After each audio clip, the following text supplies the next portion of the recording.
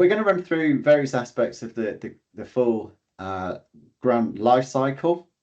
And it's really important to consider this from both the applicant and the funder perspective. So the diagram on your scene sets out the life cycle, both for the funder, the grantor, and the grantee, from design, and from a funder perspective, from design through application, assessment, mobilization, where we're implementing, and then learning, feeding back into the process for future rounds. It's really helpful to consider the design of your life cycle as a whole, because this is where you can really help to reduce friction later on in the process. And in particular, when you're considering the life cycle for the grantee alongside that, the grantor. And this cycle applies irrespective of whether you're running a short-term one-off grant making program to longer ongoing funds, where you need to build in those regular periods for improvement, learning, etc., as part of an ongoing process. Also worth noting that different organisations might experience the life cycle differently depending on their capacity. So it's always useful to consider the life cycle through an equity lens, and how might each step of the process impact different organisations differently. Overall, though, as a funder, it's really important to make sure that we're ensuring each stage of the process is proportionate, fair, and transparent to all involved. If you'd go on to the next slide, please. Thanks, Michael. These are IVAR, which is the Institute for Voluntary Action Research, have developed 8 funder commitments. They're open and trusting grant making commitments. And these are really commitments that should guide modern equitable grant making, and they help to shape practical decisions around how we run a funding program. For example, don't waste time. Make sure that the information you're providing is concise, asking relevant questions. Don't ask information if you're not going to use it at some point in your process. If someone says, why are we collecting that? You don't have a strong answer, don't collect it. I think point like number 3, accepting risk, is a really important one, particularly to consider as a funder. When we take on risk, we're perhaps looking to work with groups we might not ordinarily have worked with. They might be smaller groups, etc., be seen as more risky. But actually, as funders, we usually want who can accept that risk. Grant making is actually, the most risky form of giving out money, because you're giving out your money without any real solidity about what you're asking organisations. So it's not about lowering standards, but it's about making sure that we've got processes that are addressing equity, and things, again, like acting with urgency, such as, are you ready to change or amend the ways you can work quickly, such as in the COVID crisis, where funders responded quickly to support organisations. So really worth looking into these and signing up if you are a funder as well. So we'll look now into a bit of the process, the pre-application engagement, the first part of when you make your program or new program public. This is where you're going to set the overall tone for your program. So you want to think carefully about how you're presenting the program, who you're going to be targeting, etc. It's a great opportunity to do some networking, get the word out there. Provide surgeries and one-to-one sessions. These are great for particularly if you're working with smaller organisations, to build their confidence. Also, a real opportunity is try and reduce the number of ineligible applications that you might receive. it's shown through research that organisations that engage early are more likely to be the ones that are submitting really strong applications. Obviously, they come to the programme early. They're probably spending more time writing an application, looking into the key criteria, etc. Also, on the flip side, as a funder, it's really helpful if you can then, even speaking to those organisations, head off those ones that you're pretty certain would be ineligible. So one-to-one advice, whilst it is quite labour intensive, can also be a really useful part of that process, just clarifying with organisations. And particularly things, ways that can be made easier. At the moment, AI chatbots are getting really very clever, and you can train a chatbot really well to head off a lot of those questions before they might come in, freeing up internal resource for people to have those more in-depth one-to-one conversations where they might be needed as well. And again, in throughout this process, the pre-application process, really important to consider who your audience is and where they are, and engage with them where they are, whether it's a particular social media platform, or whether they might want to be on the phone to you, etc. So can consider that from the start in terms of who you're looking to support. A really useful way to do some screening, both in terms of allowing potential applicants to quickly assess whether or not they could be eligible for your funding, but also to help you potentially weed out some of those groups that aren't eligible at an early stage. It is to use an eligibility quiz. So a simple quiz, often using quite binary yes, no, or tick box, multi-choice answers, can give you some really useful information, and also give potential applicants a quick response as to whether they could be eligible for your funding. You can also then use that data to look at what potential applicants might be coming through your pipeline, and use that early on in the process to see, are we getting the right mix of applicants across different geographies, or the types of group we want to support? Are there particular gaps? Are we not reaching organisations in particular geographical areas? Are we not reaching organisations working with target groups that we want to support as well? So really think carefully about those questions in terms of what's useful to weed people out and what do they need to know, but what's useful information for you as a funder to then know that you're hitting the right organisations. Because at this time, during this pre-eligibility, this pre-application phase, you've got time then to go out with some targeted approaches. So if you're not reaching organisations in particular geographies, you can do some targeted work in those areas to reach out further. So moving on then to hopefully receiving our applications. So worth noting that no matter how much effort we put into that earlier eligibility quiz, some people will game it. They will just work out which answers they need to tick to get through to a full application and go on and submit an application. As funders, I've heard it so many times from organisations when they aren't eligible, and you say you really weren't eligible for this fund, and they go, yeah, we thought that, but we thought we'd give it a try anyway. Incredibly frustrating as a funder to know that organisations are wasting their time and your time by doing that, but it happens. So you got you need to then go through the stages with all those applications. Initial eligibility screening. You might weed out some of those that are obviously ineligible, moving them on through the assessment and into a moderation process as well.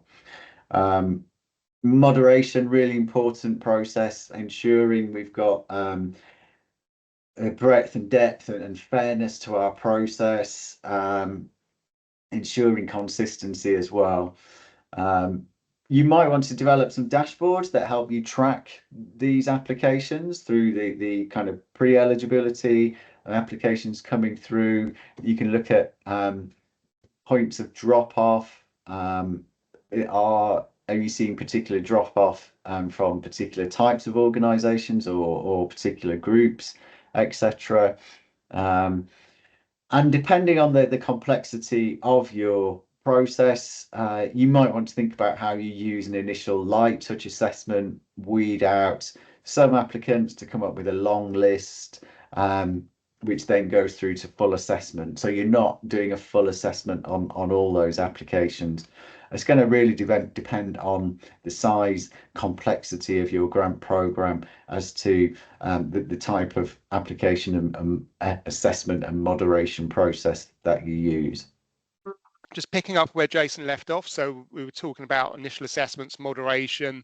If you have larger grants or in some cases more perhaps complex programs where you're wanting to perhaps do a deeper dive into the applications, you've understood probably working through initial assessments, you can gauge, are these applications any good? And what we try to say is that the initial assessment is about, are they any good? Internal assessment and the full assessment is more about how good are they? So you're really sort of digging down into more depth and breadth within an application to understand how does that align to your criteria, and equally sort of get to a point that you can then sort of go from a long list to a short list.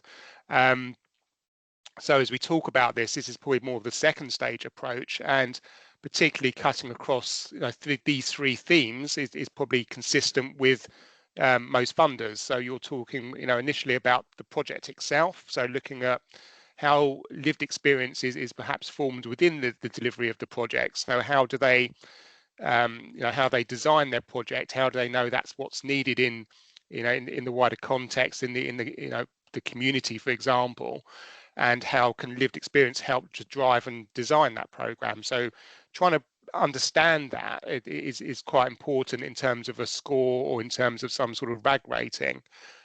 Equally, the approach that's being taken, so looking at the intensity, for example, of what's being offered, is it sort of like a large sort of volume of people that are being supported and it's light touch, is the intensity quite deep, where actually it could be one-to-one support, it could be looking at mentoring, and other ways of perhaps counselling, etc. So you're trying to understand what is the approach they're taking, what is that model, and sometimes it is working through like a logic model, other times just trying to elaborate on exactly what's being delivered.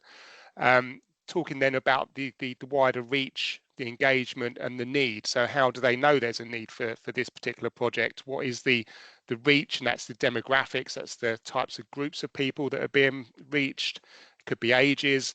So looking across all the types of demographics that really enable you to really understand and have that sort of cut across all the applications to know, so you can get that breadth and depth really, and understand who you're reaching, and that you are sort of engaging in various sort of groups, for example, to understand the impact that's being made. So where it's sort of value for money, whether it's about particular outcomes that need to be met, what is the real impact of this particular program that you're assessing, and again scoring within that. And lastly, probably the fit for priorities. So when you do have certain priorities within your guidance and prospectus, you're likely to probably have that within reach and engagement and need, for example, but sometimes funders will have this additional bit at the end to say, right, you've read the application, you get a real good sense as to whether they really are quite aligned to the program, to the priorities, and maybe there's an additional score, an additional bit of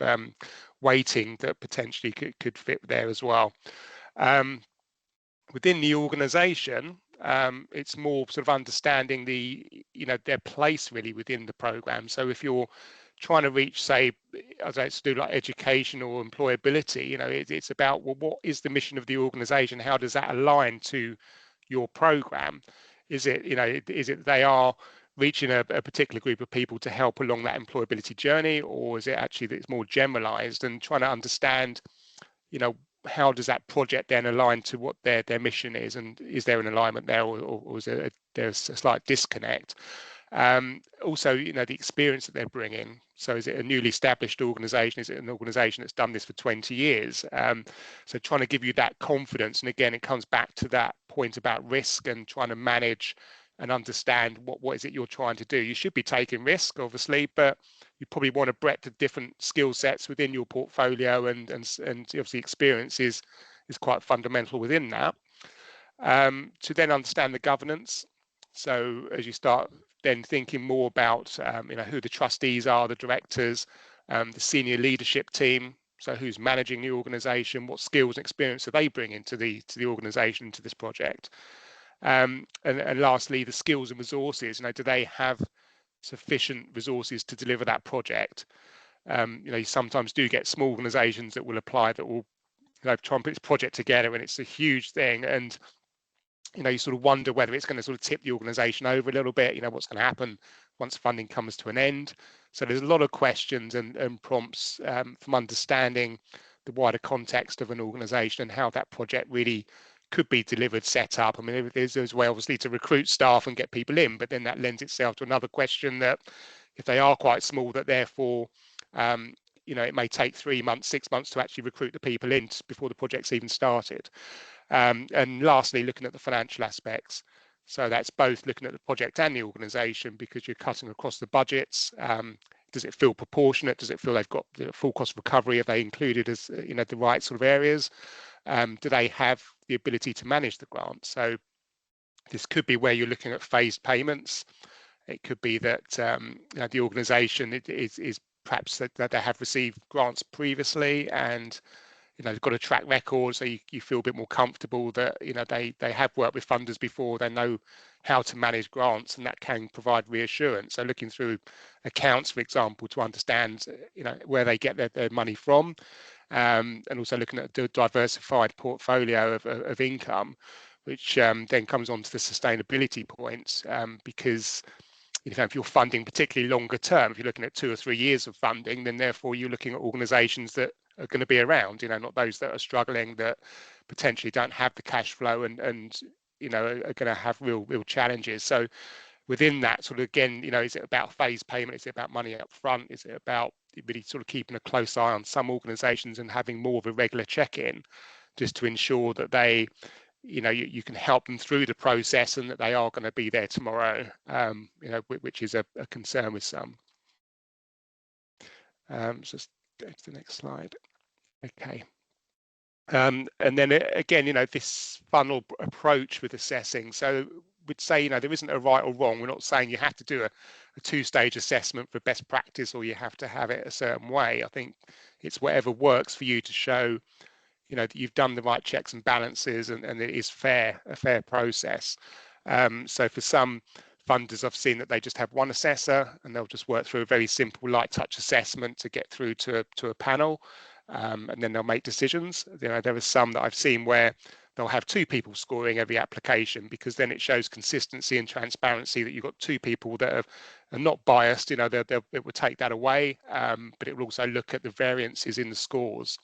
So if you're scoring, you may have one that scores higher than the other, and then you can look at the differences, and those that perhaps do have a variance of, it could be like a quarter of, the total score, perhaps something like that, that it sort of means that you then bring in perhaps a third assessor, or you have a bit of a discussion with both of them to understand why there was such a variance, to provide like an overall score at the end. So it's about trying to provide as much as you can to say, look, whether it's about having the right resources, whether it's about the right processes, it's about just trying to bring it all together, so you can say at the end of the day it is a true, fair, transparent process. You will have conflicts of interest that people will have to remove themselves from, but it's about making sure that you've done the right things. And again, bringing in sort of lived experience again. So this can be a little bit challenging sometimes. I think it's right to bring in lived experience personally, but sometimes if they're not used to assessing, and we've seen it before, is that some people with lived experience can come in and score really highly because they're not used to assessing. And that's where the heartstrings sort of come in, and someone can score really high, whereas normally someone with grant making experience may come in and score a lot lower. So it's how you sort of balance that really, and make sure that it is a transparent process. And a way of doing that is maybe that if it is skewed a little bit and those scores are slightly different, then perhaps those with lived experience could use a RAG rating as opposed to a score, and therefore you'd expect that someone with a perhaps like a green rating will have equally a high score, and those that are lower will have a red score, and you can use that as a rough idea and a gauge to sort of ensure there is consistency. So I think, yeah, I mean, whilst they're perhaps working through an assessment, it's also thinking about, well, what else could they be doing? And I think one thing that we've introduced is thinking about how the assessor could then give constructive feedback as well, because not all the applications that are being assessed are going to be successful. So with that understanding, it's like, well, if they're assessing, then it's probably a good point there for them to perhaps just put a couple of bullets in about the strengths of that application, a couple of bullets about perhaps weaknesses or areas of development. And that can then be used later on when you do outcome communication. You could perhaps have a standard letter, but you can tweak that to put some of this this feedback within the context of that communication. So that could be a useful point to just sort of try and get a bit more information. And also, just lastly here, it's not really about assessing, but it's just making sure that when you do, if you do ask for any sort of feedback from applicants about their experience through the process, then trying to do that before a decision's made, so there's no bias in their responses. Obviously, if you are unsuccessful, you're probably more likely to come back with a negative sort of survey rather than a positive experience. So I think early on, just trying to provide people with those options to be able to provide surveys to give you some more constructive feedback about the process as well. You're then sort of moving through to decision making. And I thought it'd be useful just to sort of say, you can do that through delegated authority or through trustee board decisions, and it will come down to your governing documents and what you are able to do. But as Jason said earlier, when you sort of look at the IVAR principles and you're looking at trying to act with some urgency, and if you do have sort of key deadlines, then sometimes having delegated authority can speed the process up, and that's normally for smaller grants. Boards, trustees, I don't know about your own, but sometimes they meet quarterly, they may not meet that regular, and sometimes you've got to sort of work into that process, which can then delay decisions.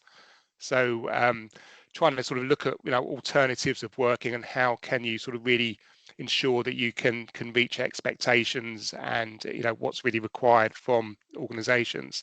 It should also be fair, transparent. Again, we did sort of cover this in the design element a couple of weeks ago, but within that you're looking at a breadth and depth of skill sets. So to ensure you're making the right decisions, you've got the right people in the room to really do that. And also that, in my view, it should be quite similar. If you've gone through all of this and you've got a clear process of this is, these are our priorities, this is what we're set up to do as a program, then your scoring, your RAG rating, your portfolio that gets obviously sent on to the trustees, they should be consistent. And there'll be a few things that perhaps do change, but it shouldn't be like a wholesale thing. If there's quite a lot of change, so significant changes, then that does sort of undermine the process a little bit. And I think in that sort of situation, I would probably then go back to trying to understand why those changes were made, and therefore is the criteria, is the prospectus, is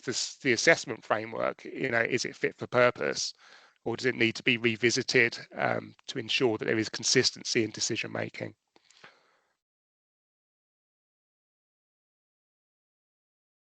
Okay, and then after decisions, we're sort of moving over to due diligence, and we did run a session on due diligence as well, so we'll share those slides with you.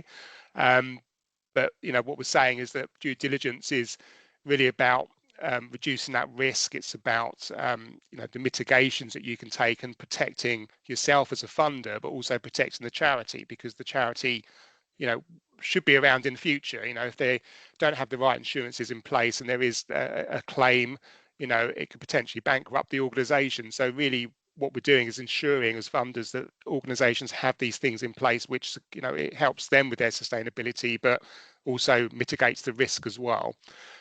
So we're saying here really there are sort of 4 key areas, and there is a bit of a blend between what you assess versus what you do at due diligence, but there are areas around financial checks that will be done. Also looking at governance, which is around regulatory compliance. It's about the number of directors they may have. Looking at organizational areas which will really be things around policies. So it's going to be things like safeguarding policies. Do they review them within 2 years? Is it something they haven't touched for 5 years? You'd probably ask them to revise it. So there's a few things like that. You're also looking at perhaps at data protection, looking at insurances, as I said earlier. And then the reputational risks as well. So doing a check really on the social media and how they really present themselves, and does that align to your values, but also back to their own mission. And normally be a bit sort of cause neutral, not really having sort of too much to say politically, but sometimes there are some contentious situations where it's going to be quite challenging to work with an organisation. So it's trying to be really careful about what's being said in the public eye. And then as we sort of come on here, really just sort of talking again about, this is about mitigating risk. It's not really supposed to be about shutting things down. So due diligence is normally done after decisions, because you want to really do that sort of dive on organizations that you are probably going to be working with. You're not going to be wanting to do that to, like if you open up a program, you've got 200 applications in, you're not going to do due diligence on 200. You're going to do it on the 20 that you're going to work with and support, perhaps.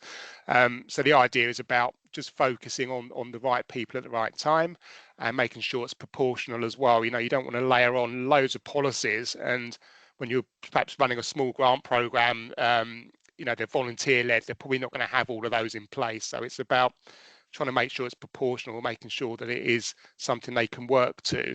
And if they can't, have those sort of evidencing of perhaps safeguarding policy, they haven't got a designated safeguarding lead mentioned or whatever it may be, that you can put that into a term and condition, and they achieve that within 3 to 6 months, for example, rather than it being a shutdown question. It's not really supposed to be a shutdown. It's about helping them to revise their policies to make sure they've got the insurances they take out and give you evidence of certificates. That's what you want.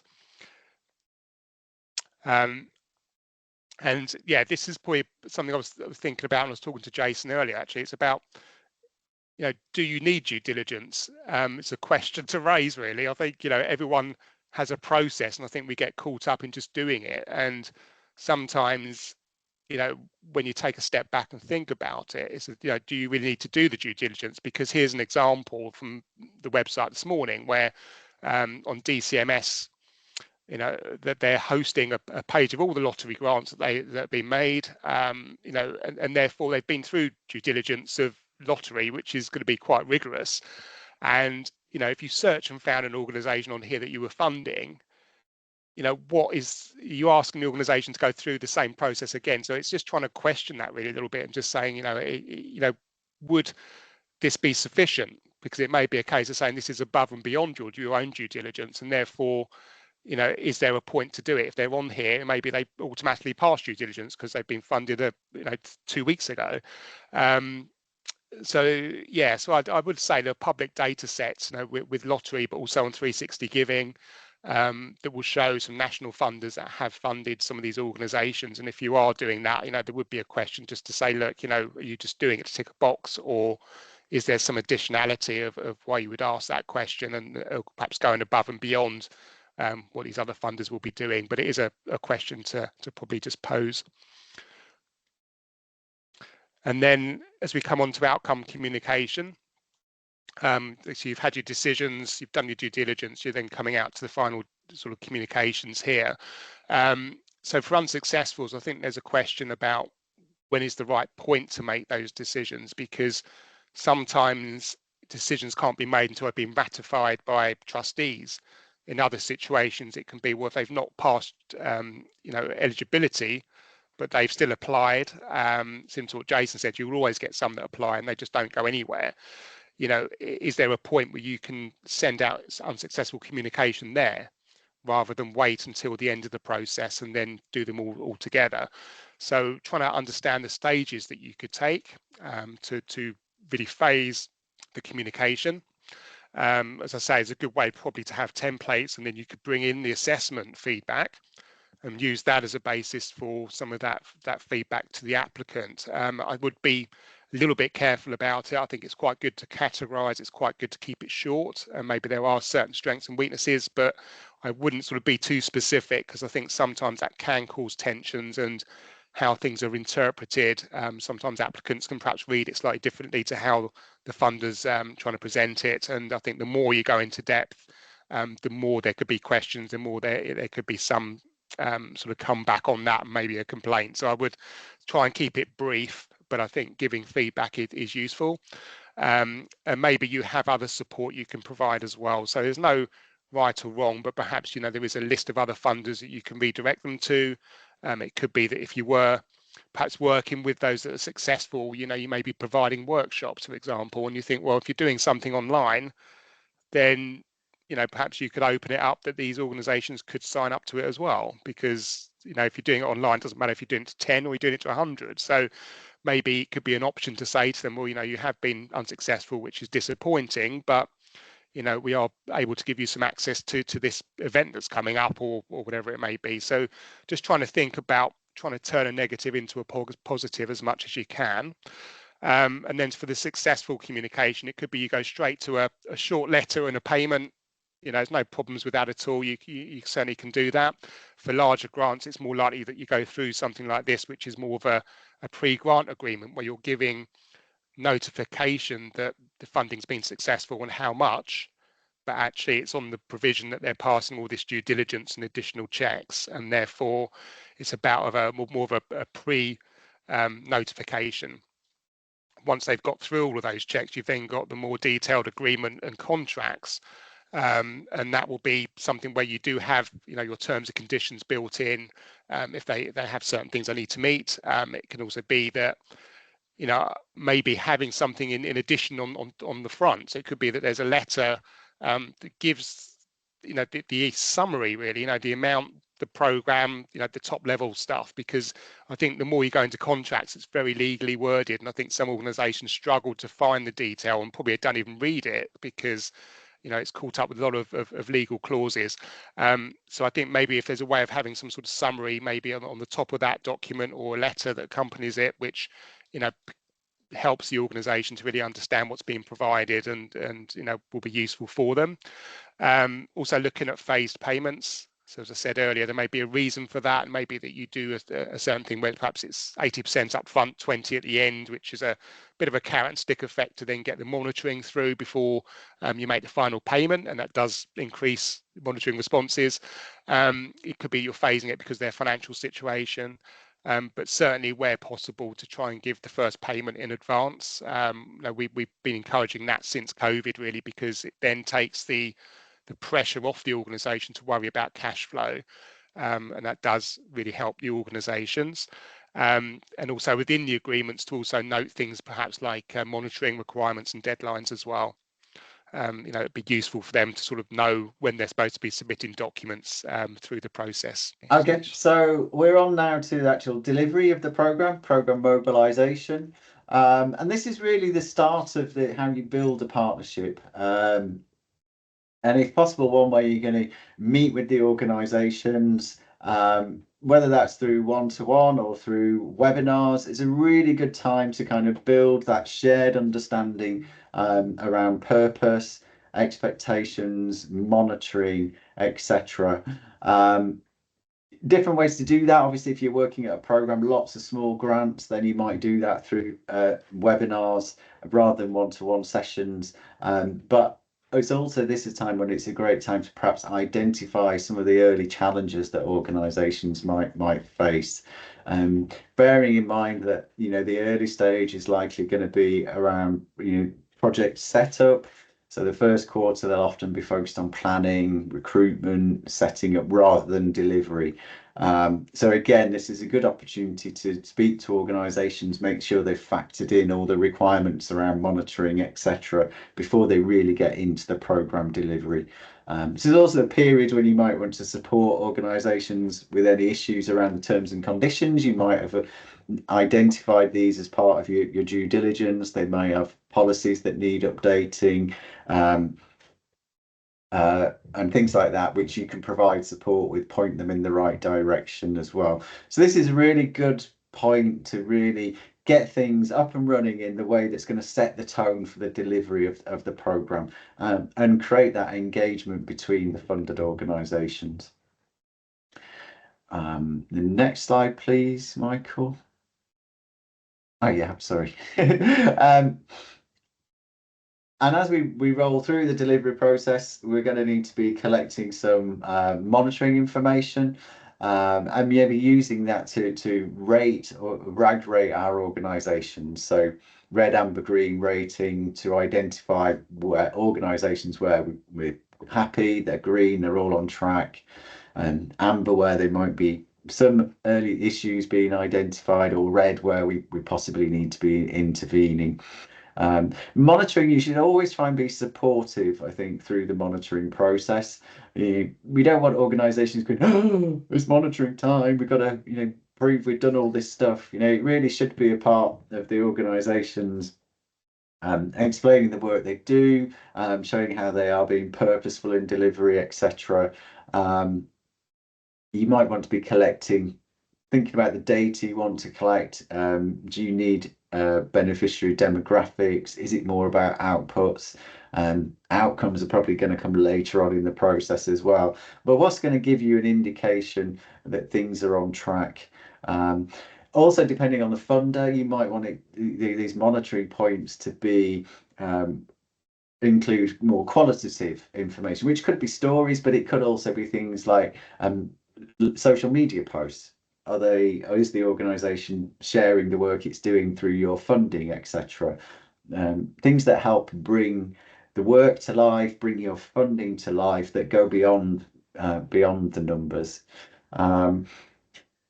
Financial reviews are useful to spot any issues, and also having a look at where you might need to bring in some flexibility, perhaps in your funding. Think about whether you actually need to see things like invoices, if and at what rate level that might be. If it's small purchases, do you really need that as an extra bit of data to be collecting, or not?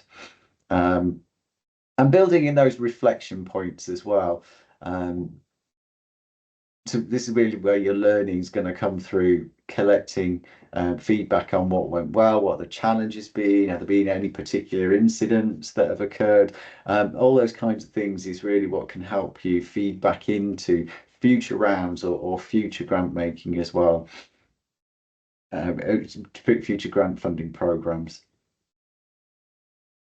Thanks, Jason. And then this last slide really is, again, probably just focus on some of that, but also the additional benefits of working with the grantees, that you're building those relational relationships. It's not, we've seen over the years, it's sort of moving from transactional to building those relationships. So it's about the joint working of asking some of these organizations to attend your events, but equally you going to their events, and undertaking site visits to really sort of see their activities in motion, to build those connections. Maybe there are senior leadership people that in your organization that will undertake visits with them, or perhaps some opportunities for promotion. It could be if you're working within local authority, maybe a mayoral visit, for example, and how you build up that knowledge sharing, as Jason mentioned earlier, that community of practice, to really just draw in about what these organisations are learning, because they're on the ground. To be honest, they're the experts. The funders are not the experts, and what can you draw from all that information to really help you inform future sort of learning, future strategy.